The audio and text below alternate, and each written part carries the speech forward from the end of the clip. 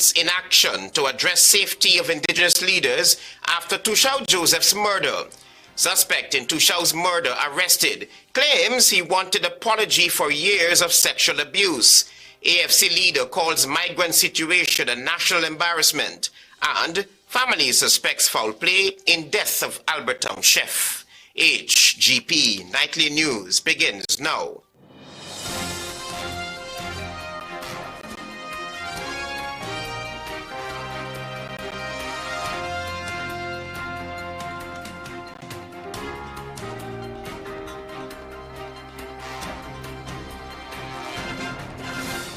Good evening to our viewers here in Guyana and online. I'm Travis Chase with the Tuesday, December 17 edition of the HGP Nightly News. Here's what you need to know this evening. Following the tragic murder of Tushau Ridley Joseph, who was stabbed 19 times at a city hotel, Opposition Member of Parliament Dawn Hastings Williams condemned the government's handling of indigenous leaders. She called for urgent reforms to ensure the safety and respect of Tushau's. This story from Tiana Cole. Opposition Member of Parliament Dawn Hastings Williams, during a Facebook Live session, described the incident as disturbing and unsettling. She criticized the government for its continued neglect of the indigenous population. Hastings Williams called for reforms to ensure the safety and proper treatment of Tushau's, while stating that they are still being treated as second-class citizens in Guyana. These Tushau's, or chiefs of village communities, are equivalent to a mayor of a city. They're the first people of this country. But we all know that we, the indigenous people, still continues to be treated as second-class citizens in this country. In the same broadcast, Hastings Williams questioned the lack of adequate security for Tushau's visiting Georgetown for official duties. She demanded 24/7 security for them during their visits, either through the Guyana police force or other means. She also criticized the government for putting them up in insecure hotels, suggesting that they should stay in more secure places like Marriott or Pegasus, and emphasized that discrimination against indigenous people must stop. And why are you putting them up in hotels that are not properly secured? Put them up in Marriott or put them up at Pegasus.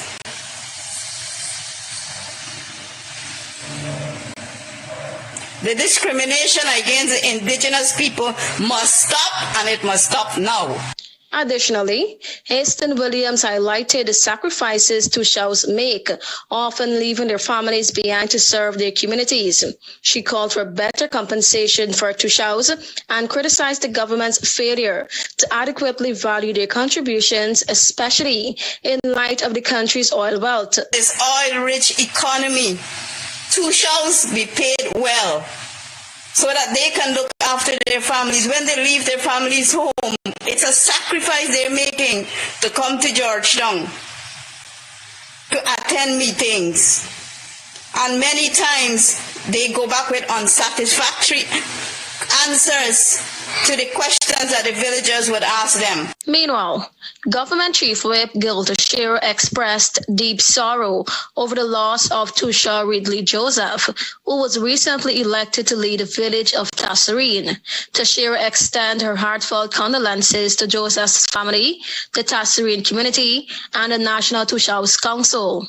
However, Tashir condemned the political statements made by Hastings Williams following Joseph's murder.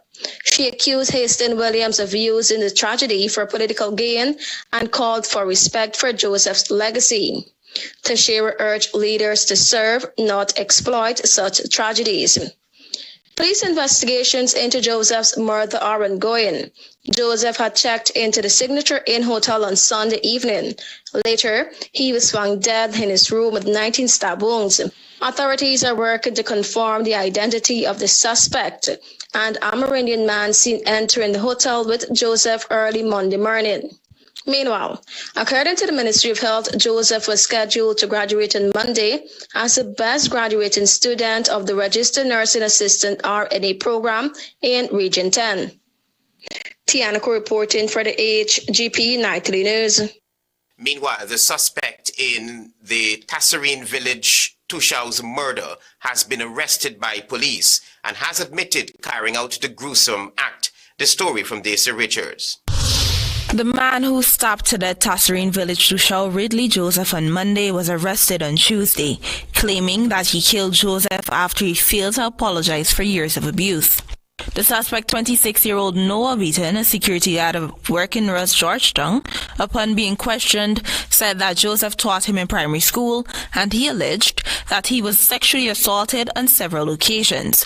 They lost contact, but then reconnected after they met in a speedboat crossing the Demerara River. They then decided to get together the evening of December 15.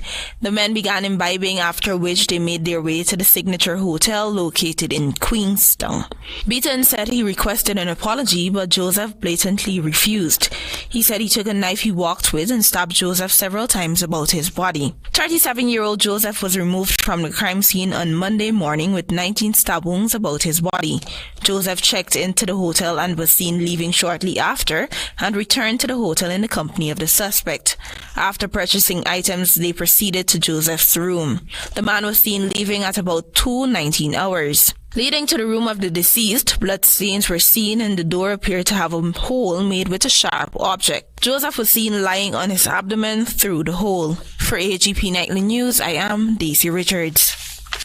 Alliance for Change leader Nigel Hughes has called the handling of the stranded Venezuelan migrants in Georgetown a national embarrassment after a group of about 40 adults and children were discovered outside a supermarket in the city. Find out more from Tiana Cole.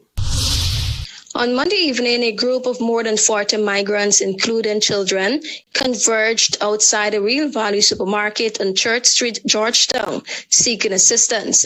When Alliance for Change AFC leader Nigel Hughes arrived on the scene, the migrants claimed that they had traveled to Georgetown at the invitation of President Irfan Ali after a meeting in Essequibo last week. Presenting Venezuelan identification cards, the group alleged they were promised help but were left stranded. Hughes and his team provided refreshments and began arranging accommodation for the group. However, Minister within the office of the Prime Minister, Kwame McCoy, arrived and engaged the migrants. Hughes stated McCoy initially pledged government assistance, but later grew agitated, allegedly telling him to handle the situation since he had announced he would help. I actually said to McCoy politics, he's like, what do you intend to do? He says this is an international humanitarian refugee situation, the government will act. Hughes later told reporters that he secured overnight accommodation for the migrants and would contact international agencies for additional support. He described the situation as a quote-unquote national embarrassment and expressed hope that the government would take steps to address the issue, emphasizing that international refugees require a different standard of treatment. Have accommodation somewhere in Georgetown. Overnight, we're hoping to at least be able to raise funds to allow them to either go back to where they were, charity. We certainly will be contacting the international community overnight to indicate to them what the Guyana government's position is in relation to the treatment of refugees. Hours later, Lieutenant Colonel Earl Edgell, the president's military aide, in a recorded message on Facebook, rejected claims that the president had invited the migrants to Georgetown. Edgell explained that during a presidential visit to Essequibo last Thursday, a group approached the president for assistance, but no such invitation was extended. At no time at all was the president or persons associated with the president invited anyone to Georgetown. Edgell also said on Friday migrants arrived at State House, where they were fed, given Hampers, and transported to Perico. It is appalling to now hear and see that the same set of individuals are in town making outlandish claims. I feel as though our assistance has been wasted and we are being targeted without cause. The incident highlights the growing challenges posed by the influx of Venezuelan migrants here. It is estimated that some 40,000 refugees are now living in the country. Many have settled in bordering communities, while others travel to urban centers like Georgetown and Perica in search of assistance or work. Tiana reporting for the HGP Nightly News. Thank you, Tiana, for your reporting. Stay with us. There is more news ahead.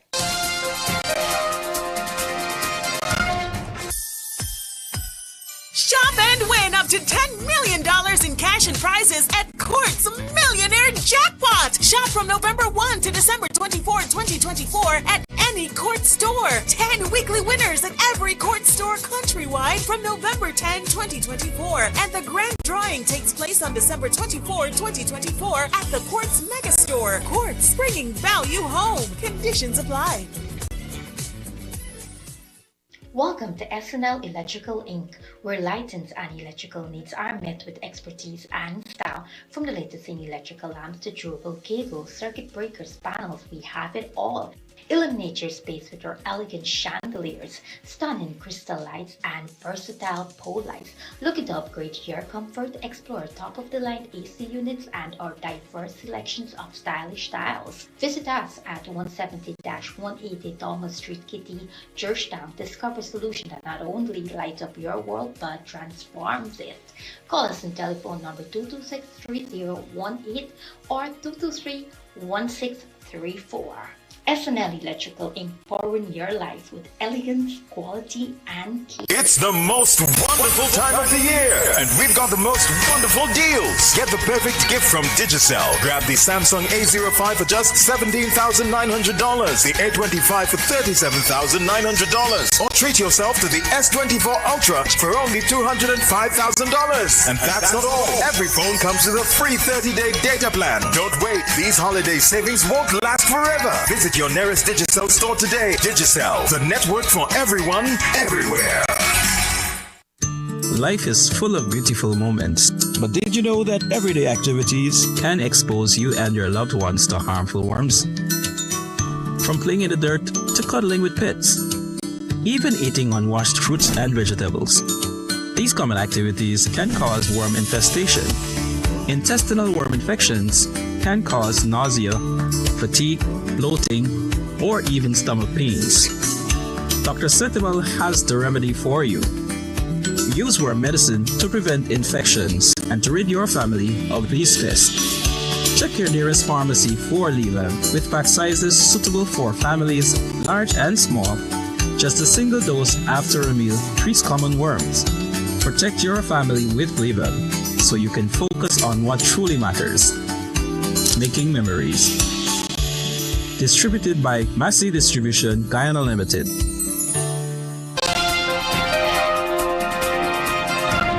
Welcome back to the HGP Nightly News. Back on the police blotter, a well-known cab driver collapsed and died while in police custody Monday night. The police's version that the man was drunk is not sitting well with his family. You'll have more details in this report. The family of 63-year-old cab driver Brian Christopher Litcott is disputing the police's story that the ex-soldier appeared to have been under the influence of alcohol when he was arrested and taken to the Alberton police station on an allegation of dangerous driving. Yonet Litcott, the dead man's sister, said it is widely known that her brother was not an alcoholic. Kelly, we want justice and we taking justice. We be taking a lawyer and fight them. Cause we brother and drink and drive. He don't do though. He don't do that. My brother don't do that. My brother talk to people about that. Anybody you go by border market and ask them about Rastaman. Litcott collapsed and died while in custody at the Alberton police station Monday night. He was arrested sometime around 6:30 p.m. Monday after he allegedly hit two cars while on Durban Street. Sometime around 7:30, as he was about to post bail, he collapsed and died. Nightly News has been reliably informed that the police did not conduct any breathalyzer test on Litcott before he died. Gone half of the Guinness there on me veranda. He never drink it out. Me brother don't drink. Like me brother, however you went feeling good, me like you get a little dizziness or whatever, make you run off the road and run into the cars them. He wasn't. Any medical condition? He's just trouble with high cholesterol. He's just trouble with high cholesterol. Well, I ain't nobody pressure, so but he don't go clinic and know nothing. Me brothers strong. Me brothers walk every Sunday to Sunday. Sunday to Sunday. Me brother don't trouble with nothing. And me brother's a disciplined person. Police said no marks of violence were seen and no foul play was suspected. But the family still believes that there is more in the mortar than the pestle. Me brother don't dip on the... What you want? As a family, what you want from me? What we want questions, answer from the police. Because there is no alcohol in my brother's system. My brother don't drink. We want the name of the police that arrest him on the road. We want a blood sample from the thing. We taking a lawyer. This is the first thing we do. We're going to take a lawyer. The CCTV cameras at the police station were reviewed by detectives, and according to the police, the cameras captured the moment when Brian was taken to the station and also when he collapsed to the ground. Travis Chase, HGP Nightly News. Citizens are assured of a stable and reliable power supply during the Christmas season. It was revealed that 85% works on the transmission lines to accommodate the second power ship is now complete and will be fully operational in a matter of days. This story from Carice Gonzalez. In an exclusive interview with Nightly News, Guyana Power and Light Chief Executive Officer CEO Kesh Nanal assured the citizens of a reliable power supply during the Christmas season. He highlighted that the transmission lines linking the second power ship are nearly completed and should be operational in the coming days. The line is pretty much mostly completed. They're stringing the conductors right now. I would say about 85% or more of the works have been completed. When questioned about the current peak demand for electricity, Nanal explained that it has decreased, attributing the drop to cooler temperatures due to the ongoing rainy season. He also assured that there is sufficient generation capacity to meet the demand. It's somewhere around 185 or even below that. Last night it was around 180. So it's fluctuates every night. We have in excess of around 200 megawatts available, and the ship, once connected, add an additional 60 megawatts. Nanal also clarified that a 3.9-kilometer transmission line is being built to connect the power ship to the new Georgetown substation, which is situated in South Rumveldt. Power generated from the second power ship will complement the existing 36-megawatt capacity provided by the floating power plant in the Berbice River. This expansion is expected to boost the nation's overall power generation capabilities. The second power ship's arrival follows an agreement between the Guyana Power and Light Inc. and a joint venture comprising Turkish-based car power ship Global DMCC and Qatar's UCC Energy International LLC. The chartered power ship will produce 75 megawatts of power for 2 years, with the initial phase set to contribute 60 megawatts to the grid in about 6 weeks. An additional 15 megawatts will be added once a new transmission line is completed. I am Carice Gonzalez reporting for the HGP Nightly News. With news right from our backyard, Antonio Dade tells us that the Office of the Prime Minister is the latest entity to put smiles on the faces of children and the elderly from the Better for Acting community. Several villagers from both young and old from the Triumph Better for Acting communities were filled with excitement as they received gifts and hampers at Better for Acting Primary School Tuesday afternoon. This was Prime Minister retired Brigadier Mark Phillips speaking to Nightly News. Today is the day when the Prime Minister decided he's going to share out toys. We had 3 locations in Georgetown that we shared toys out already. Now we are at BV. And you know what? We've been doing this from the time I became Prime Minister. The Prime Minister said since his government took oath in 2020, several communities in Georgetown as well as on the East Coast have benefited from toys and hampers distribution exercise. Prime Minister Mark Phillips extended Christmas greetings to the community of Better for Acting, known as BV. Merry Christmas to all the people of BV and all the people who listen to your newscast. Merry Christmas to you all. Antonio Day reporting for the HGP Nightly News. Stay with us. There is more news ahead. Planning a cleanup? we can help. Sevon's Waste Management skip bins can be provided for home renovation projects, yard cleanup, or construction project. It's simple. Step 1, give us a call. Step 2, we put down the bin. Step 3, load it up with all of your junk. Step 4, we take it away. That's simple. Bins are also available in various sizes, so there is no job that is too big or too small. Call Sevon's Waste Management today at 218-1455. In today's fast-paced world of modern finance, with its many options and opportunities, you will need good advice and help getting value for your money. Hand-in-Hand Trust is the way to go.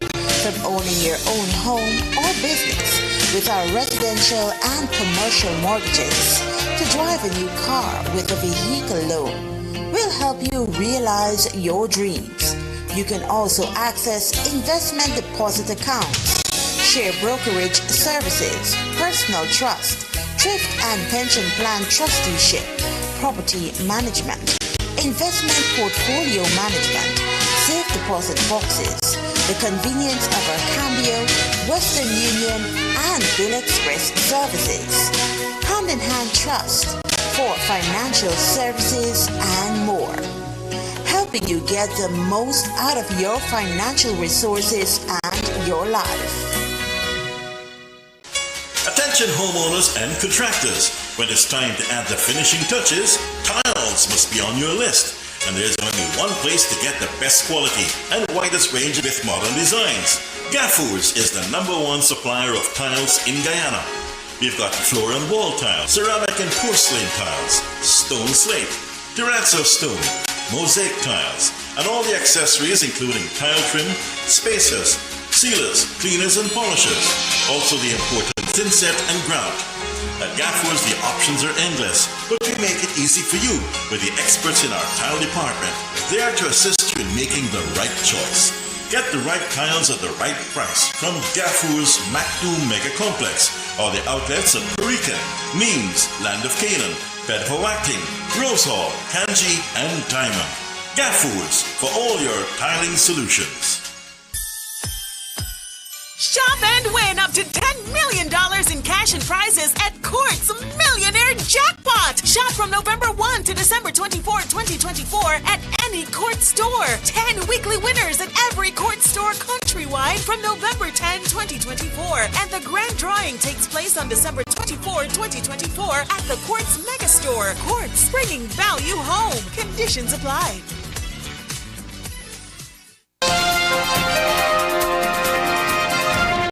Welcome back to the HGP Nightly News. A developing story. Kenny Reese, a 56-year-old father of 2, was found dead in front of his 5th Street Alberton yard. The dead chef's family suspects foul play. Daisy Richards is on this story. The dead man's cousin, Mahida Otkirk, said that Reese lived alone. She said she was informed of his death Monday afternoon after his overseas relatives telephoned her. My aunt, who's overseas, Polita Klein, and she was telling me that they heard that Kenny's lying in front of the yard with blood oozing from his mouth.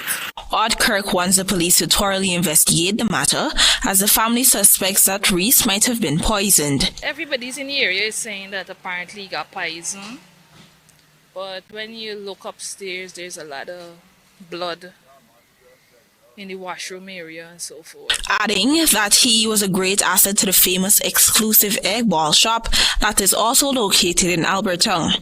Reese, according to his cousin, wasn't a mischievous person. We actually all born and grew back there. And everybody in the area know him. And if there was any issue, if he in a fight, in a quarrel, somebody just reach out to the family member. Police collected samples of food the man had been consuming. An autopsy will be conducted on Wednesday while the lawmen continue with their investigation. For HGP Nightly News, I am Daisy Richards. 40 graduates successfully completed training in electrical engineering and heavy-duty operations, marking a major achievement for the Board of Industrial Training in partnership with local institutions. Kiris Gonzalez will tell you more. Some 40 students from Regions 3 successfully graduated from the Board of Industrial Training, BIT, in electrical engineering and heavy-duty operations. The graduation ceremony celebrated the hard work and perseverance of these individuals who have now gained valuable skills for their future careers. Of the 40 graduates, 18 specialized in electrical installation, while the remaining 22 focused on heavy-duty operations. These individuals have undergone rigorous training in their respective fields, equipping them with the expertise needed to excel in these technical areas. The graduation ceremony was held at the Lenore Technical Vocational Center's auditorium, where graduates shared their personal success stories. Many of them spoke of the challenges they faced along the way, yet all have successfully completed their training. The training experience was a little bit new for me because it is something that a girl is not accustomed to, but it was overall excellent, and I'm so happy that I have given the opportunity. Well, now that I'm certified, I'll be able to be gainfully employed through the course. As you know, the operating heavy-duty machinery, the salary is above minimum wage, so I'll be able to earn and provide for my family better. Advise young people, young women, single parents to take this opportunity because it's not only heavy-duty operator is available. It benefits me in a lot of ways, like how to prepare electrical installation, how to go about in daily society, and so on. My inspiration is to continue studies, and with a certificate, I think that I acquired my job and what I want to become. However, the BIT training program was delivered through a collaborative effort between the Ministry of Labor, the Lenore Technical Vocational Center, and the Sabili Rashad Islamic Training Center. To date, a total of 1,133 students have successfully completed the BIT program, marking a significant milestone in the development of skilled workers across the region. The program continues to empower individuals, offering them the tools and knowledge to build successful careers in their respective fields.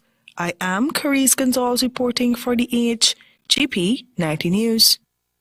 In ensuring accountability and transparency, the new and United Guyana ANUG has submitted its audited financial statements for the period December 31, 2023, September 30, 2024. Antonio Day has more. In accordance with our Constitution, we have provided our membership with the audited accounts for the year ending 2023 and the period ending 30th September 2024, which has now become our new financial year end. That was Finance Secretary of the new and United Guyana ANUG, Stephen Patterson, debriefing journalists on the submission of his party's audited financial statements. At ANUG's press conference recently held at the Georgetown Cricket Club, Chairman Dr. Mark Franz noted that the party must meet this criteria in preparation for the 2025 elections. Patterson said that the party is currently pushing towards gaining a large support base, including more financiers and donors to ensure sustainability. They were major contributors in the early parts when we went into our first round of elections. And coming up to 2025, we certainly look forward to having you donors come back on board. The strengthening of ANUG's membership is an important component for the party, said Patterson. We certainly look forward to members of the public stepping up as well and making their contributions so that we as a party can remain financially viable as we go into an election period. Dr. Franz at the press conference said that as a third force, ANUG that has been calling for the major political parties out on transparency and accountability must practice what it preaches. He also stressed that the need for there to be provisions in Guyana's constitution for campaign financing. Antonio Day reporting for the HGP Nightly News. Your regional news is up next.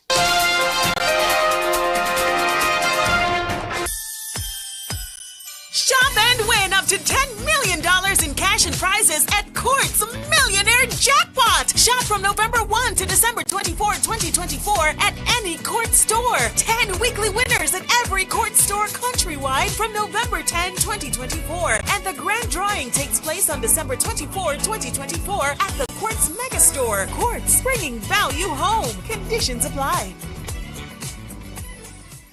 This Christmas, Digicel is bringing you the gift of millions. 10 lucky customers will become millionaires for Christmas. Top up $1,000 or more for your chance to win $1 million.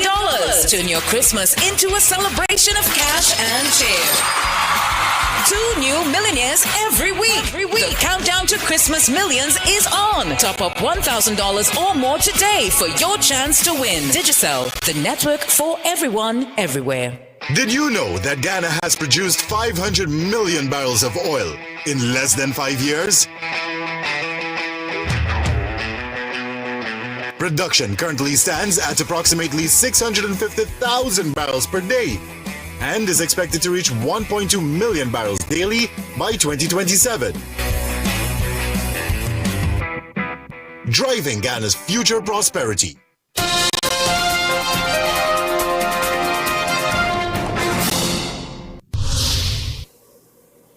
Good evening and welcome to Tuesday's edition of the Regional News. We begin with news from Trinidad. Minister of Public Utilities Marvin Gonzalez is calling for a retraction from the Trinidad and Tobago Fire Service, TTFS, following their statement regarding the house fire that killed Lisa Morris Julian, minister in the Ministry of Education, and her 2 children. The TTFS said that a request was made for additional water supply due to a lack of water in the area, which the minister is refuting. Gonzalez, in a midnight media release, said that at no point during the incident was there a lack of water or water pressure in the Farfan Street area. He explained that the Hollis system, which supplied water to Farfan Street, ramped up to full production on December 12, 2024, and the production increased again on December 15, 2024. WASA took immediate action to divert supply from the Sabara Street booster to increase pressure in the area, and an auxiliary supply from a close-by water treatment plant was introduced to ensure reliability. These measures were implemented before the arrival of the Trinidad and Tobago Fire Service, the release explained. Gonzalez also noted that when Prime Minister Dr. Keith Rowley visited the scene, he inquired with the Chief Fire Officer about the water supply available to attend to the fire, and the Chief Fire Officer confirmed that an adequate supply was available. Over in Venezuela, Venezuela's Attorney General said in a statement on Monday that 533 people arrested for taking part in protests over a contested July election have been freed. More than 2,000 people were arrested for taking part in protests after the contest, according to the government. Electoral authorities and the country's Supreme Court have said President Nicolas Maduro won a 3rd term, without releasing ballot box level tallies of votes despite international requests to do so. The country's opposition has released ballot box level tallies, it says, show a resounding victory for its candidate. On Thursday, the Attorney General's office said some 328 election protesters had been released, including 103 released last week and 225 previously freed in November. Rights group for Penal said it has only been able to verify 48 of the 103 releases. Separately, the Venezuelan Prison Observatory NGO said that 3 protesters have died in custody, including 2 deaths in the last 72 hours.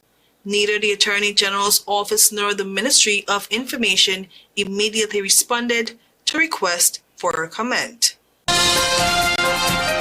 We tell you now that the arrest of a 4-star general in Brazil over the weekend shows courts are ready to play hardball with those accused of plotting to violently overturn election results, breaking with the impunity that shadowed nearly a century of military coup. Former Brazilian Defense Minister Walter Neto was arrested on Saturday for allegedly meddling in the investigation of a coup plot organized with former President Jair Bolsonaro, his running mate, in the 2022 election. Last month, federal police accused them and over 24 active and retired military officers of taking part in the plot, including a scheme to kill President Luis Lula da Silva before he could take office. Lawyers for Bolsonaro and Neto deny they took part in the alleged conspiracy or would have benefited from one. The preventive arrest and police report targeting military brass suggest they may not enjoy the traditional amnesty from members of Brazil's armed forces who punctuated the 20th century with their political interventions. It may also provide a test for Lula's fraught relationship with the Brazilian military. Before Neto, military historians cite just two such high-ranking generals arrested for meddling with presidential succession in the 1920s and the 1960s. I am Carice Gonzalez. Thank you for watching.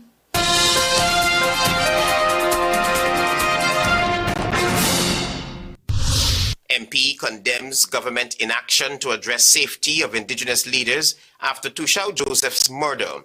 Suspect in Tushao's murder arrested, claims he wanted apology for years of sexual abuse. AFC leader calls migrant situation a national embarrassment, and family suspects foul play in death of Albertown chef. Those are our major headlines. For these stories and more, please go to our website. It's